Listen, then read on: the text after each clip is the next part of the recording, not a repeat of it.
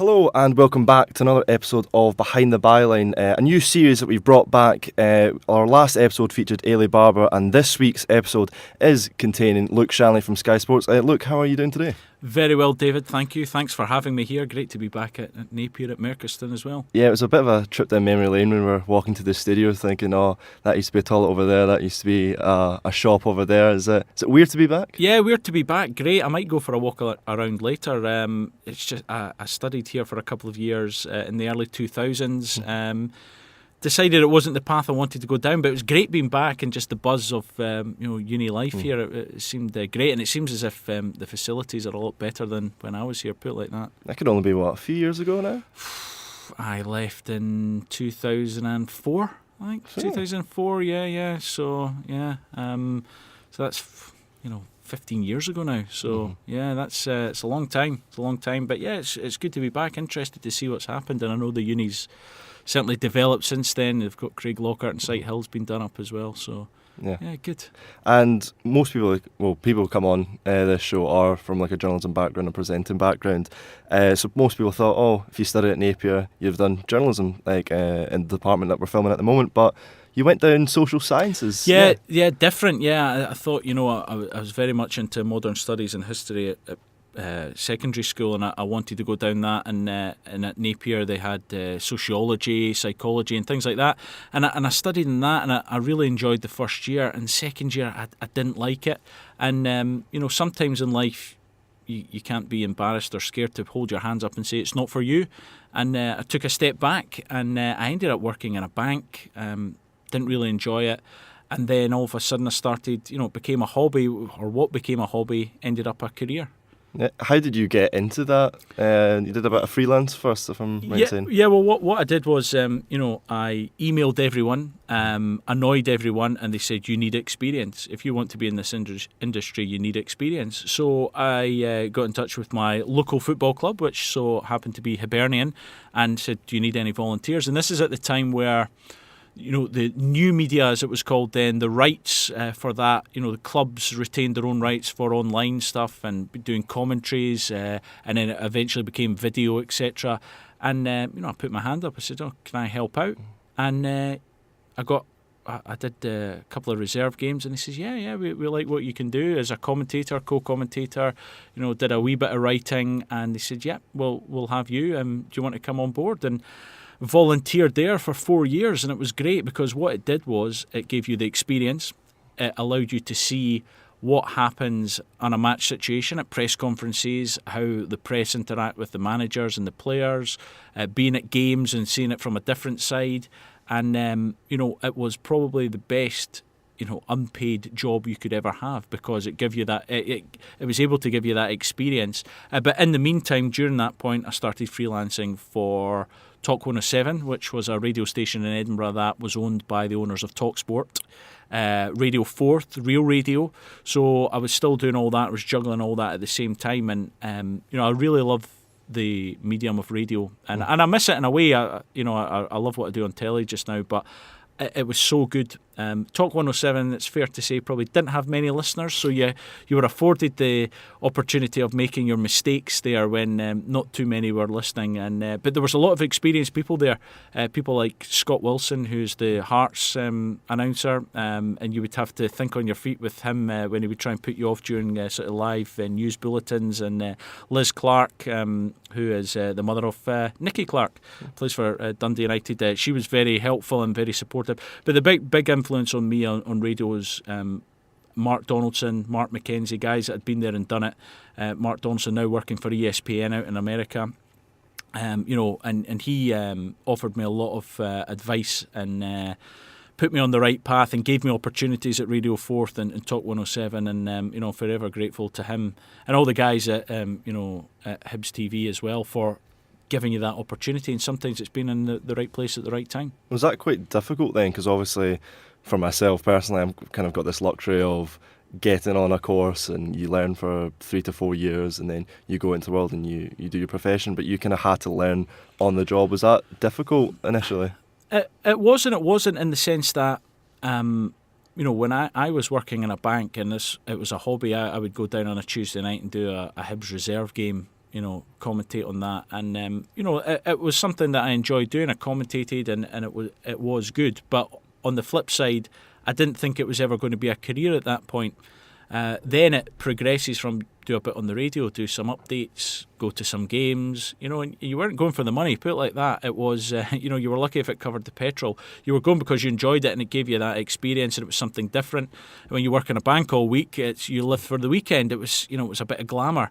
But I think one thing nowadays, looking at the way these courses work, I don't think I could do what I did back then now.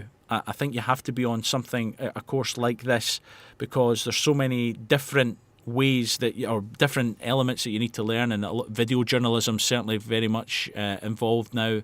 That is key, and various other things. The new media back then is not the new media now, and obviously social media takes a big part in that as well. So I don't think I could have, if I was doing what I did now, I don't think I would be able to progress as well. So again, a wee bit of luck there. I would always suggest now that you would come on a course such as this doing what you're doing, but getting experience is so key, because you can come out with a bit of paper in 4 or 5 years, but you need to have that experience to go right into doing what you do. Mm-hmm.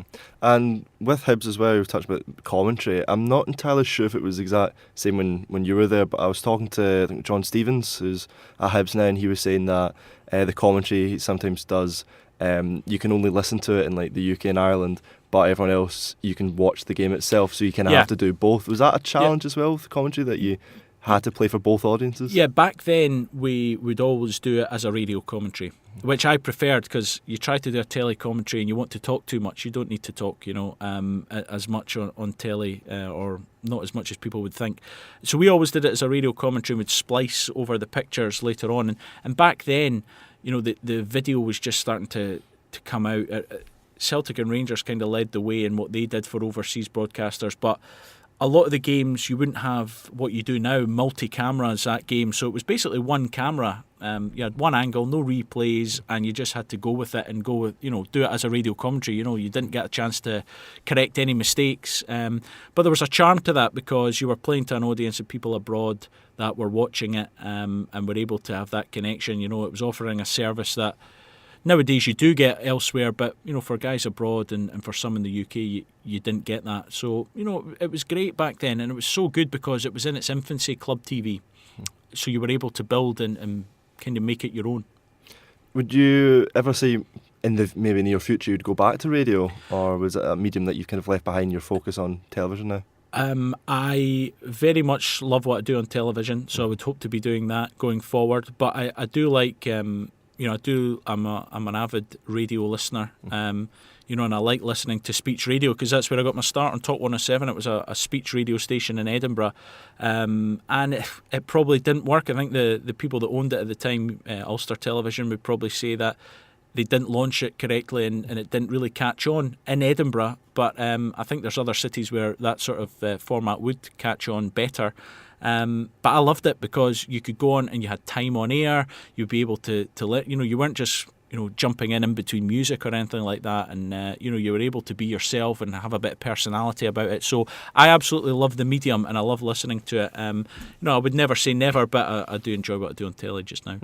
And just when you were mentioning Real Radio there, I almost completely forgot about Real Radio being about. I remember it's like a bit of a throwback for myself, but going to, I think, like a radio convention with my dad, and I think he wrote a letter to Real Radio and got a mug back that had like Real Radio on it. I've still to this day I have no idea where it went, but I remember having this mug, and it was nostalgia. I think back then, when you think of the opportunities on Radio Clyde, which they still do, Super Scoreboard, and Real Radio had their phone in on at the same time, so there was competition. But what that competition did was, it made them, fight for the audience, and that was what was very good. And it was two different styles at the time as well. But when I worked on Real Radio, it was very much covering press conferences in the East Coast and doing bits and pieces, games at the weekend, and the same with Radio Forth. But that was sometimes getting up at, once I left the bank behind and started to try and make a living out of the industry, it was, Forth would offer you some, sports shifts, and you were up at 4 a.m. doing the early sport and working to early afternoon and things like that, and you had to graft for it, and that's all part of it. That you have to put in the work, and I think sometimes nowadays people think they can come out and all of a sudden be the face of Sky Sports or BBC or BT or something. Now, no, you've got to put in the hard yards, and back then 4 a.m, I don't miss it, put it like that. But it was an experience, and it was something different, another string to your bow. We won't see you on the breakfast show anytime soon. No, don't think so. No, not for me. Not for me. Just touching on kind of the talk shows in Scotland, do you think maybe it's one of the more attractive pieces of Scottish football that I know you've got like the Football Daily podcast for the BBC, and they have more like pundits on, and they sometimes take questions from fans, but it's very limited, whereas Super Scoreboard has that phone in and has that interaction with the fans. Do you think that's one of the big differences between, say, Scottish football and English football? I don't know. I mean, when I listen to sometimes it's just how you feel. There's certain times where I do listen to Sports Sound quite a lot, and I live in the West Coast now, and sometimes I'll listen to Super Scoreboard, and it's different styles, and I don't think one's right and one's wrong. It's whatever suits the audience. But I think things have changed now because you do have podcasts, and anyone can run a podcast, and I think that's the good thing. It gives people the opportunity to get that experience of debating and putting themselves out there without having to try and work your way into the mainstream. You can do it yourself now with, you could get a group of friends. I know you and the guys here sometimes do various different things, and that's a good thing now. The opportunities with the new media out there now means you can do that. So I think that's made the mainstream change in the way that they are what they are. That's what you get, and if you want that, you can go to them. If not, you can go and look for an alternative out there now. That's a great thing. And obviously, you left radio behind, you went into television, and more specifically you went with Sky Sports. How did that come around? Was it a matter of you approached them? Did they approach you? It's great when I think back, because I started at Sky coming up for 10 years ago. It was the first game I did July 2009, so it was, I think, when I went to work for Talk 107, I left the bank and became full-time at Talk 107, full-time but freelance, and within 4 months the station folded on the 23rd of December 2008, although we were told it was going to be Christmas Eve, and they shut us down a day earlier. I don't know if they were worried about what we were going to say on Christmas Eve, but I think it was a real shame, and it was just starting to build, and that really was a dent to my confidence. And then luckily for me, people at Real Radio, Radio 4 gave me some freelance gigs, still did some games, still did a bit for Hibs, and it's sometimes a bit of luck, and it's sometimes other people's misfortunes. Setanta Sports went bust, and they lost. Obviously, had to forfeit the rights. Sky were able to pick up Scottish football along with ESPN, and being around games and speaking to people, I said, well, I put my name forward. I said, if you need somebody for Soccer Saturday, it's radio on the television. I can do it. If you need somebody, they said, well, we'll give you a game to try you out. And I was down watching a reserve game at the Hibs Training Centre one Thursday, and I got a phone call, and they said, look, can you get to ENRG tonight? Motherwell are playing at ENRG in the Europa League qualifiers against Flamur Tari of Albania. They said, can you go pick up an ISDN kit, which is how you broadcast at stadiums. You plug into a line and dial in. Motherwell, I think, were 2-1 down. Going into that game, it's a second leg. I says, yeah, brilliant, great, delighted for the opportunity. Went along, and the score was 8-1. I was never off the telly that night. Yeah, to Motherwell. 8-1, and I was on the telly 9 times and more, doing team news and full time and all that. And I think Jamie Murphy scored a hat-trick. And I always remember we couldn't speak to Jim Gannon because he was in dispute at the time because his mum's Sky dish wasn't working or something. So we had Jamie Murphy on afterwards, and that was it. It's like, there you go. What a first game to have. 8-1, never off the telly that night. And yeah, I got a phone call saying, yeah, a couple of things here, there and there, but ultimately great. Can you do another game next week? A friendly. It was Kilmarnock against Owen Coyle's Burnley. And they said, go down to that game. And by the way, we're helping out TV2 in Norway, so we need to interview Christian Calvinez, who had played at Dundee United. We're doing an interview with him. Can you ask Christian Calvinez questions, but he has to answer in Norwegian so that they could run it over in Norway. I thought, well, he could be saying anything here, and I just was nodding, yeah, okay, yeah, and that was me. That was all So of no a sudden. follow-ups?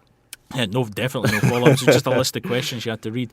And after that, that was me. I was in, and every week after that, I still did the radio during the week, bits and pieces, and then I got a game for Soccer Saturday every week. And to be able to work, and say, yes, Jeff, no, Jeff, 3 bags full, Jeff, with Jeff Stelling on the sort of flagship show, it was just incredible. And it was a complete turnaround from the December before being made redundant and feeling so low, and it was an awful feeling in anyone, and always, anytime I see it on the telly now, anyone being made redundant in whatever industry, it's an awful feeling. And I've been there, to then working on Sky's flagship show, doing games at the weekend. It was incredible. Is that the kind of route you need to go into for journalism now, or that you go freelance and you work for multiple companies, or is it more opportunities to kind of go with one set company, whether it be BT, BBC or Sky? I'm not sure. I don't know. I mean, I think it's tough for me to say because you go and do your own thing. I think like the BBC are launching a new channel. I think a lot of fresh talent are going to get given a chance at that. I know Sky do diploma programmes as well for students coming out, etc. and whatnot. So different companies will offer different. They always want fresh talent, and that's the good thing. They always want fresh talent. But I do think that the worry is that so many people do these courses and do well in these courses. There's not always the jobs out there, and that's very tough. You could go freelance. Freelance is a tough industry, being freelance. And I was freelance. I was only made staff at Sky maybe 3 years ago. So I was freelance at Sky for a long time, for 5-6 years. And that's doing your own accounts. That's making sure you've got every petrol receipt and everything, So it is a tough gig. And I know guys that are very good at it. Rory Hamilton, a former colleague of mine at Sky, now at BT, and doing really well. I'm so pleased to see how well Rory's doing. He juggled many plates, and he was such a hard worker.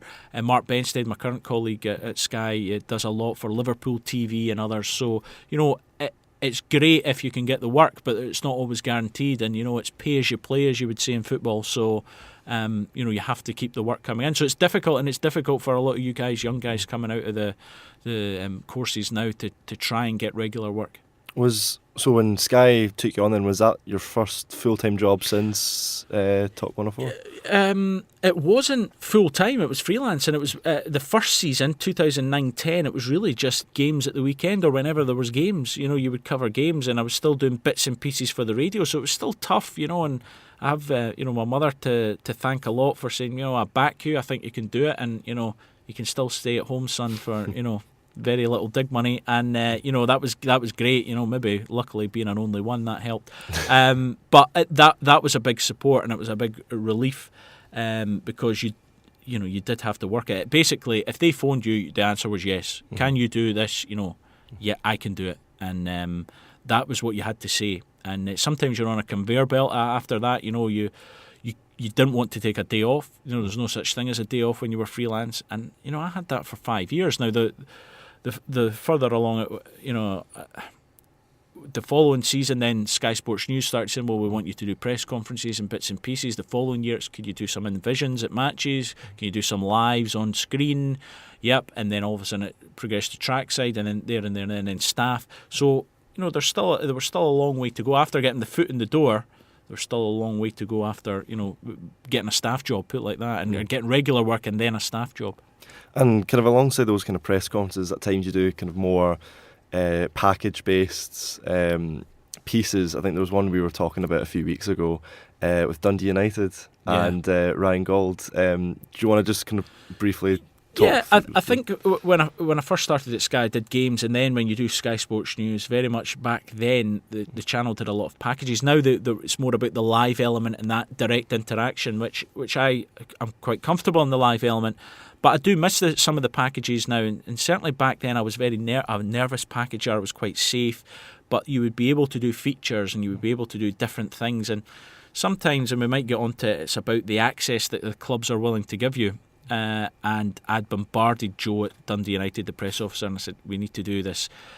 In one particular flat, Ryan Gold, John Suter and Andrew Robertson all stayed together, along with Joe McGovern, a youth goalkeeper. And I said, we've got to get in, and these lads are big prospects at the time. Maybe not as big as we thought. We didn't know how good they were going to be, but we knew they were good players. So we said, there's a real charm about them all living together. They used to go out and play football together in the garden, in the pitch near their house. So we said, we've got to get in there. And we did. And we had Ryan Gauld, Andrew Robertson, John Suter all playing pool, making omelettes, playing FIFA. And it just showed you a bit of personality. It showed you something different. And it was great. And you look at Ryan Gauld, he's been away in Portugal and he's back at Hibs just now. You've got John Suter doing really well at Hearts now, playing for Scotland. He's come back from a bad injury. Andy Robertson, who Hull, Liverpool, Champions League final, all that. They absolutely love him down there. And it was just great. And when you look back on it now, you actually appreciate a piece like that more. But it's all about the access and it's all about the buy-in from the players. And there was a trust there. And it's now, when you see the likes of Andy Robertson now on Scotland duty, we sometimes talk about it and some of the other pieces we used to get him doing at Dundee United in Queen's Park. So, there is that trust there, and that helps as well. As a journalist, you've got trust that people know that you're not going to do them in. When you're asking a question, you would hope to get the answer you want because, they know there's no agenda there. Do you think you would get that access kind of nowadays as well with... I know we did a piece you were talking about when we walked in with Dimitri Mitchell. Yep. Hearts, when he was trying to recreate his goal. Probably the most horrendous pass I've ever gave. We've got on camera. Have you still got the footage from that, actually? Maybe. Oh, I'll say yes so I can blackmail you. But there was that piece with the package recreated, but you rarely see it on a live kind of broadcast like Sky are. It was interesting listening to your previous guest and my opposite number at BT in terms of Ailey, and she said it is sometimes about the access you get you don't always get, and it's true. I think sometimes you want to reinvent the wheel and you want to do something different, and there's not always time to do it. But and I recall that day with Dimitri Mitchell, we didn't have a lot of time, but we had to try and make the best of what we had, and Hearts are one of the better clubs to help you out in that respect. But you do have to have the buy-in, and it's interesting when people talk about coverage that they say, people don't care, they don't do enough, etc. Well, if we're not, my opinion is we want to make it live on the telly. We want to make it really shine. And if you're just going to get an interview in the corner of a dressing room, it's not great. It's okay, but it's not brilliant. But, not everything's a gimmick. We don't want to always do gimmicks. What we did with Dimitri Mitchell that day was, right, what's he done recently? He scored a cracking goal against St Johnstone in the Cup. Let's see if he can do it again on the training ground. In the meantime, interview him. And that's one where if you're a viewer, you're going, what's he doing there? You turn around, you'll turn your head and go, that's interesting. And then you'll go, what's he actually saying? This is a guy, we had clips of him playing for Manchester United and whatnot against Crystal Palace. Right, okay, he's up there, yeah, great. Whereas sometimes, if you're a viewer and you're just maybe watching Sky Sports News or BBC or whatever, and you turn around and go, if it's just a bland interview at the side of a pitch, it's not necessarily going to grab your attention unless it's a really big superstar. So you have to make it different, but I think it's fair to say that every week the stress levels go quite high because some club or other will not buy into what you're trying to do, and that's tough. That's a tough part of the job. What's that process then? Is it a matter of, does Sky contact the company, do yourself say we want a certain me player? saying yeah, I mean, as the host broadcaster, you're entitled to a player before a live game, so you would say, listen, we need to. It's tough. For example, Celtic are playing in Europe this week. We had a live game and they said, well, when do you want us to do it? Because they're playing, and that's tough. That's not their fault. That's just the schedule, And sometimes it's difficult. In the end, what we did is we got Scott Bain in the tunnel yesterday before the game, and that was great because we had him in the tunnel talking before the game, and that was good to hear his thoughts so close to the kickoff. But usually you would maybe go up to the training ground and do something. But sometimes you do just want a sit-down interview, but other times you want maybe like a Gauld, Robertson, Suter in their flat and doing something a wee bit different, and there's times where with the Scotland under-21s, I mean, there's so many examples I've had in the past, but with Jason Cummings and Sam Nicholson, the last time the 21s ever qualified for the Euros was 1996. So one day I brought along a lot of props from 1996, a Sega Mega Drive. I don't know if you'll remember that. I know posters, of it. yeah. And I basically just said, just walk into the room, lads, and I just want your natural reactions. And Sam Nicholson was great. He went, it's a Sega. And he went, genuinely, guys, how do I turn this on? And that's exactly what I wanted, to get that charm and just a personality, and then ask them about the game they were playing. And, and it grabs the attention, and it was great. And you can't do that all the time. And that's just, part of the job. You can't. And it cost me a fortune sourcing a Sega Mega Drive as well.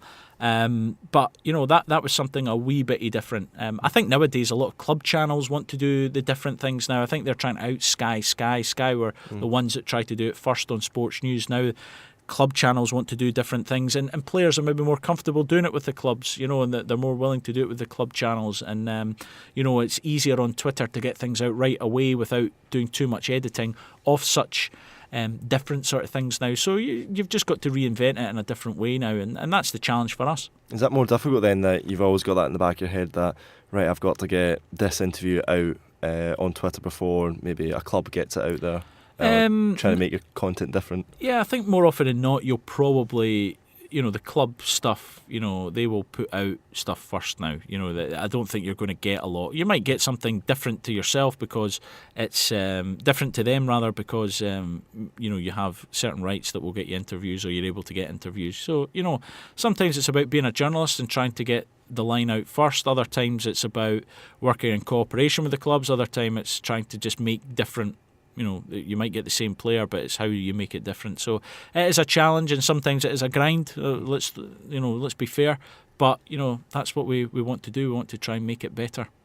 And one of the main kind of projects that kind of Sky has at the start of every kind of Scottish football season is you go along to each of the Premiership clubs and do a piece with maybe the training ground or a player. And how much planning goes into those days? A lot of planning. We want to launch the season. We've done it for the last couple of years now, that we've had every captain on Captain's Day. The league hold a day for all the captains for to get their photos taken and promotional launch sort of thing, and we go along and do the Captain's Day. We also do the Fixtures Day, in which we have an hour on Sky Sports, which is quite a lot for what we do, because just to concentrate on one particular topic. And we do the Fixtures Day and get all the fixtures out, and that takes a lot of planning and all the intricacies of Scottish fixtures that I'm sad enough to know about, so I have to write up a dossier for the guys in London so they can get the graphics right, etc. And then the launch day, usually the day before the league starts, or a couple of days before the league starts, that's a lot of planning, especially when we had the Highland clubs the last couple of years, or clubs up in the north. You have to plan where the cameras are going to go, how we're going to feed it back to London in terms of either the satellite or the mobile data box that we use to get things out now. Everything's changed. So a lot of planning, but really, really enjoyable. You're getting out, you get the buy-in to get all this on the channel. The clubs have the opportunity to put up, whoever they want to sell the message, and the clubs buy-in, I have to say, on that's very good. We had Brendan Rodgers live last time we did it at the start of this season in the morning. We had a lot of the managers, doing stuff. Neil Lennon, etc. Craig Levine, Christoph Berra, I think, did one of the years as well. So you get the buy-in, and it's fantastic because you want to make it sing. You want to make it show that we do care, and this is a big launch to a big season. So I've really enjoyed that. It's great. It's almost like like deadline day, when you've got all the journalists in England going back and forth, but it's obviously only a handful of you going all around Scotland. Yeah, I mean, you have I think we've got 20 reporters for 20 Premier League teams, and a couple of guys doing the Football League, and then Charles and I run about daft looking after, technically 42 teams, but effectively the Premiership in Scotland, and that's always a challenge. It wasn't that busy this transfer deadline day, the recent one in the January window, so you have to try and do what you can and get things on the television. I know Charles got Glenn Kamara turning up at Ibrox. I got Mark McNulty turning up at Glasgow Airport ready to sign for Hibs, and we got that on the telly, and it's just see what you can get, and obviously in England the money's so big, and there could be some big players coming in, so you've got to try and fight your corner. And obviously Sky are going to become exclusive right holders of the SPFL, I think, come next season. It's a following season, 2020. Yep. Obviously you must be delighted to hold the rights in Sky. Yeah, I mean, I since starting at Sky in 2009 or working for them, growing up I always watch Sky. I had Sky the first year of the English Premier League, and I just loved it. And the dream was always working for them, and that's happened. And then being the Trackside reporter is even better, and it's fantastic being right in and amongst it.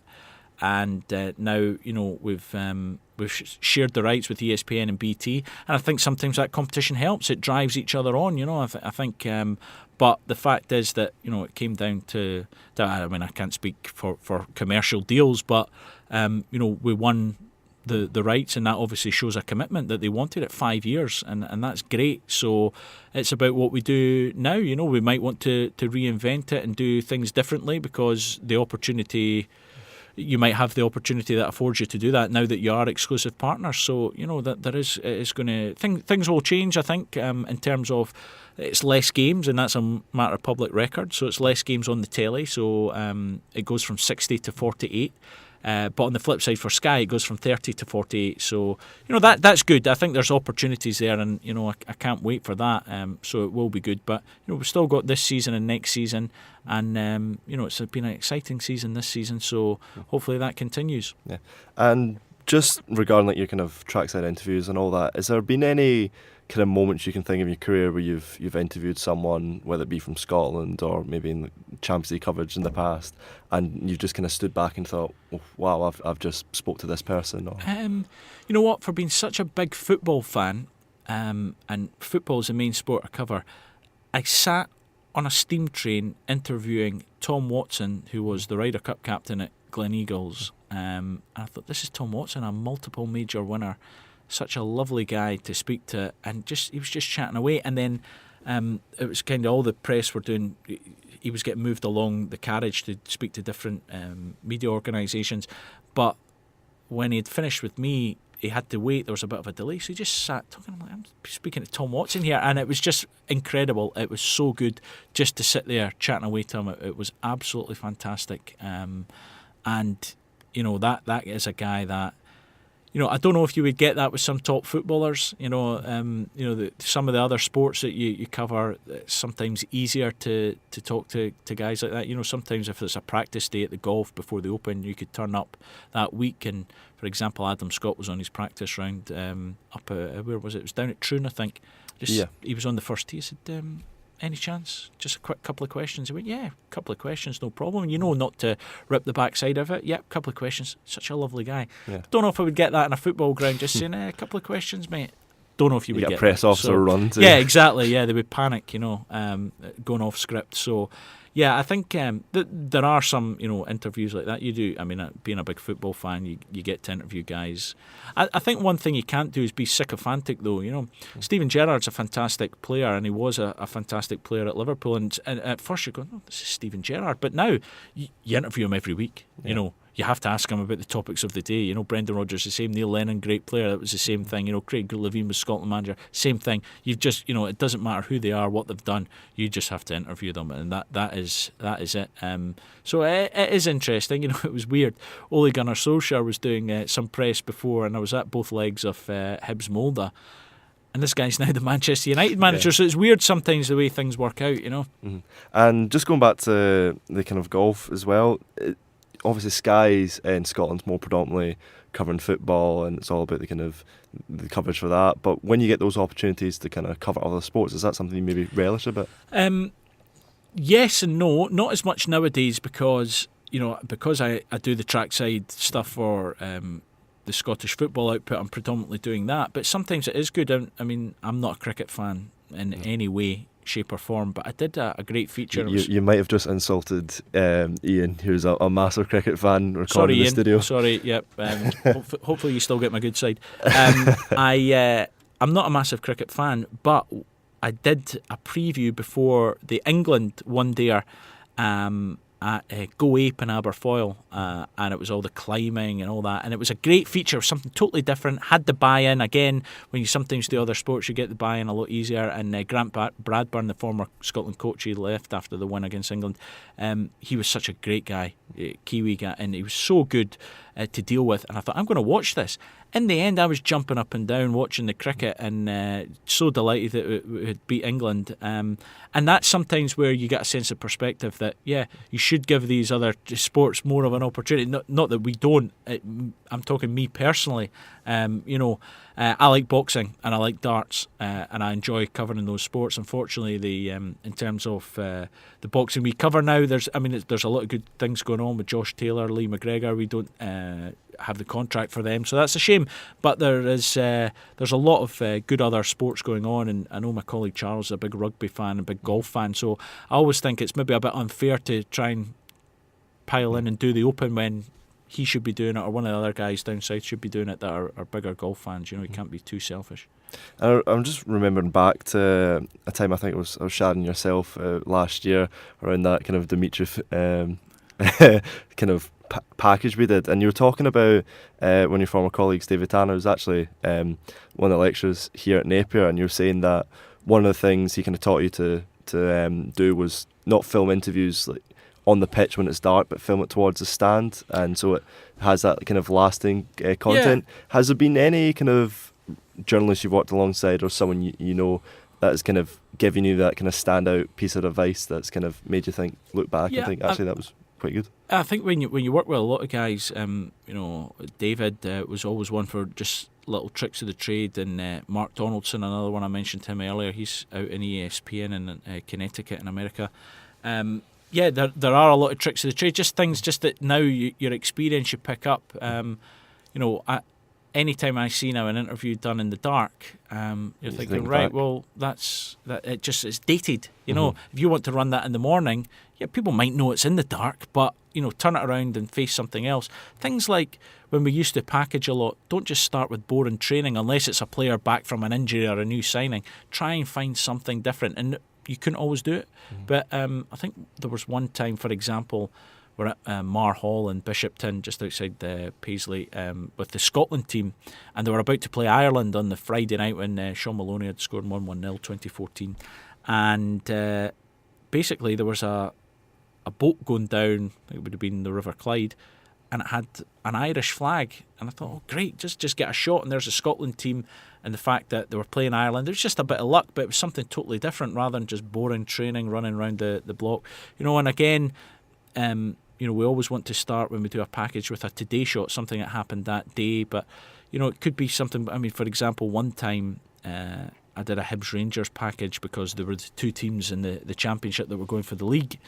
And, back in the 50s, Hibs and Rangers would go for the league in what is now the Premiership. So I thought, I found some old archive of Edinburgh. Let's try and, see how much has changed in Edinburgh. There were shots of old Easter Road Stadium and Easter Road the street and other parts of Edinburgh, and just try to do something different, because sometimes you won't always be able to get the shot. So it's how you have to think on your feet and do something a bit differently, or put in the research and do something differently. So, sometimes I watch some pieces from other people and think, maybe probably try to be too different there, and I've been guilty of that myself.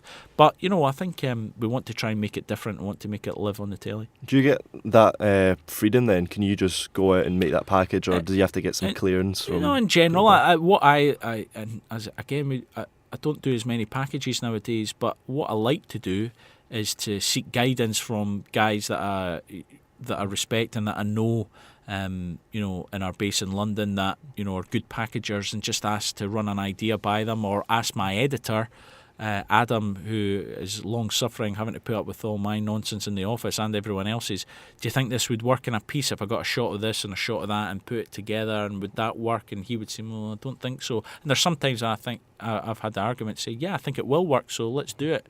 And we have that debate. So I think one piece of advice is, don't be scared to ask for advice, and don't be scared to try something different either.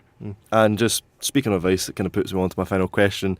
What advice, we always ask the people who come on, what advice would you give those coming out of university, or those who want to break into the sports journalism industry? What advice would you give them to get started?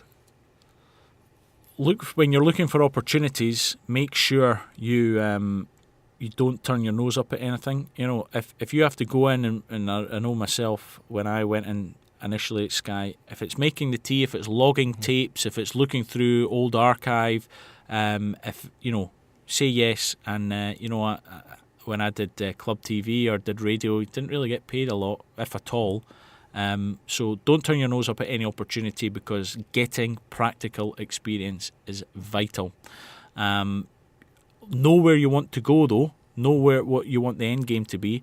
I always wanted to be a trackside reporter at Sky. Never for a minute did I think I would be, but I am just now, and I love that. I love being in the tunnel every day, or every game, every match day, dealing with raw emotion in the tunnel when you're interviewing managers or players after they've won, lost, dealing with the controversy, just being so close to the action, because I couldn't run the length of myself as a player when I tried to play at school. So this is the next best thing.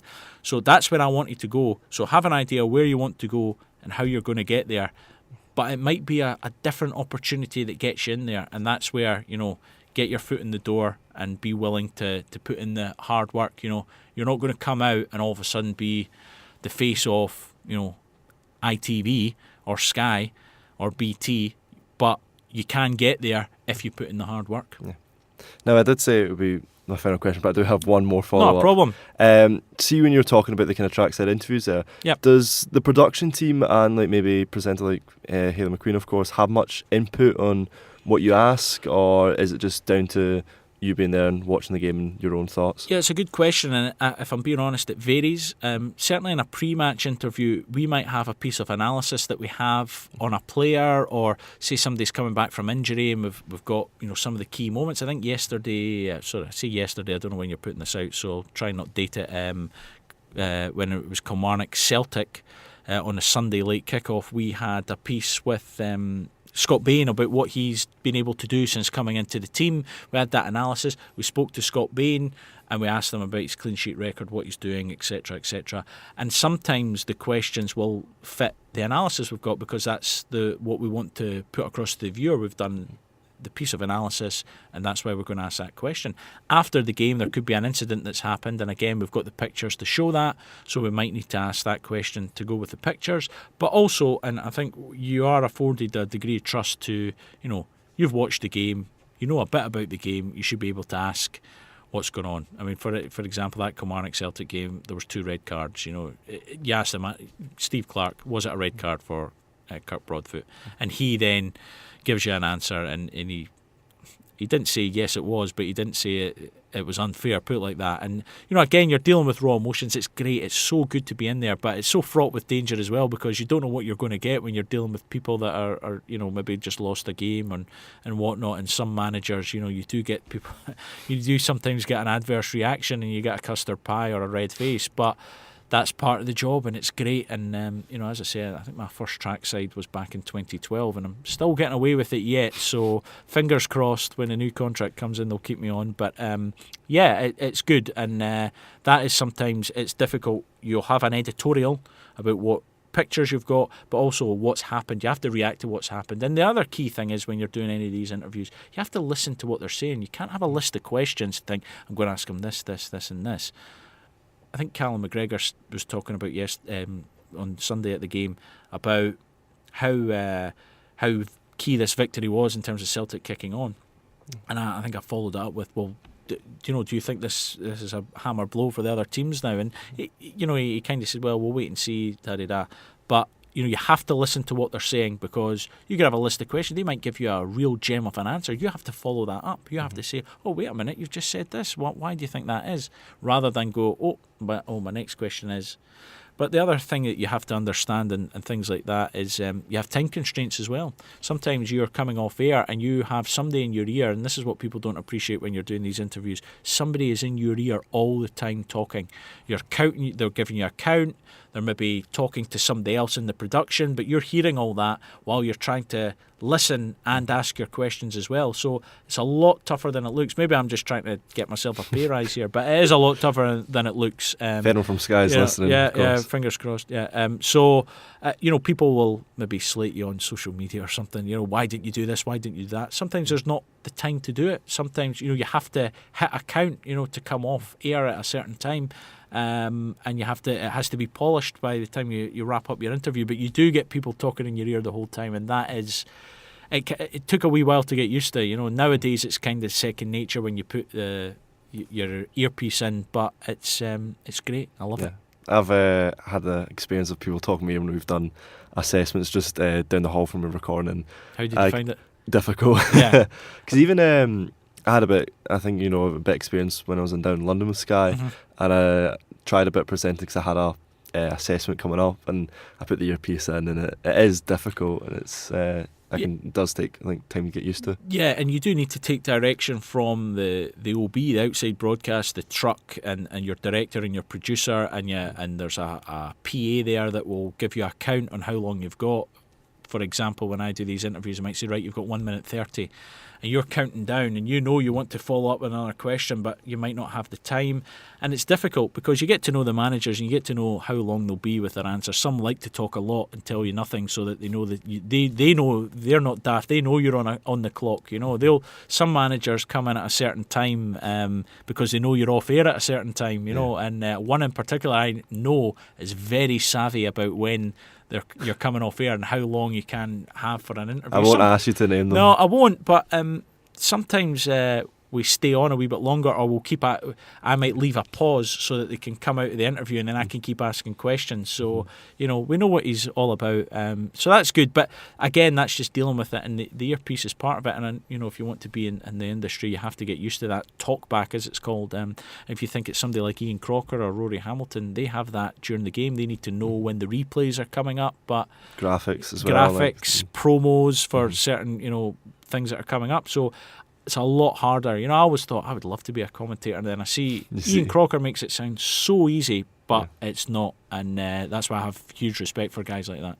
Because when I think it was the Motherwell Celtic game, and it was last season, I think it was the one at Fir Park 0-0, when you had I think there was a red card. There was a scrap at half time as well, wasn't there? Yes, I remember that game. But watching production in the van and seeing everything move kind of loses the magic a wee bit, because when I watch coverage, I'm like, oh well, he's saying run graphic, run promo, and all that. But it's interesting to see. It is, and I think again, it's a high pressured situation in those trucks. And the production staff, and in Scotland we're quite experienced, because as much as the production of particular channels, Sky, BBC, BT, are different in terms of the staff, a lot of the people that do the cameras or do the replays in the trucks or do the cameras out at the game, it's mainly the same people. It's mainly the same guys that you have every week doing different channels. So when you always hear, oh, this channel's better than that one with their filming, well, it's actually the same cameramen. So it's a lot of rubbish. But these guys are skilled, but it's a tough environment. You have to get it right. Live television is tough, and mistakes will be made. It happens. It's a fact of life. It happens when you are live and in that high pressured environment. But it is good, and it keeps you on edge, and it keeps you on your toes. It's almost like a drug, but a good drug to have. Absolutely. And I keep thinking sometimes, when you're listening in your ear, you're thinking this is getting a bit intense, but you have that adrenaline. And we did Aberdeen Rangers a couple of weeks ago, and it was a fabulous game. It was the only live game on in the UK. It showed off Scottish football in a good light in the main. There was a bit of controversy in the game, but there were so many talking points. That is what it's all about, and that's why you love what you do. We walked away that night thinking that was brilliant, and that's why, for me, it's the best job in the world. Yeah. Look, thank you very much for coming on. Have you got anything you want to kind of plug at the moment? Anything coming up? Well, I've got a couple of documentary ideas that I'm hopefully going to get okayed for on Sky, which will be later in the year, so fingers crossed with that. We did a couple of SPFL Matters specials on the Edinburgh Derby at Christmas there, and they were really enjoyable, so hopefully we're going to have more bespoke programmes such as that. That's great. They're on every Friday? Every Friday, 6 o'clock, and that's mainly Chris Boyd, Chris Commons with the talking points, but we have done some specials, and we're hoping to do some more specials, so sort of break away from the format, so that's good. So looking forward to that, and just trying to get more and more content out. We have plenty of content going out, maybe more than we get credit for. And as you'll know, you've been in the office, we do a bit more than people think. But it's just getting the message across, getting the content out, getting Scottish football on. And as I say, sometimes it's incumbent on the clubs. We've got so many sports on the channels. Scottish football need to be proactive. It's not just about what we can do to get on. They have to come and be willing to open their doors and allowing us to show it off in a good light. So, it's not just incumbent on us, it's incumbent on the clubs. And that's not just for Sky, that's for the other channels as well. If open your doors, let us in, And at the weekend, I struggled to get a player interview with one of the clubs because I don't know why. So, open the doors, let us do a bit more, let us show off your club in a good light, and, we will promote the product, and hopefully going forward that's what will happen. And for social channels as well, are you just on Twitter, or you got Instagram? I'm on Instagram, Facebook, Twitter, all for my sins. So type in Luke Shanley, you'll find me at some point. So you'll find me. Perfect. Luke, thank you very much for coming on again. Thanks for having me. This has been the Behind the Byline on ENRG Sport. Be sure to follow us on all our social channels at ENRG Sport, and look for more articles, videos and podcasts on energysport.net.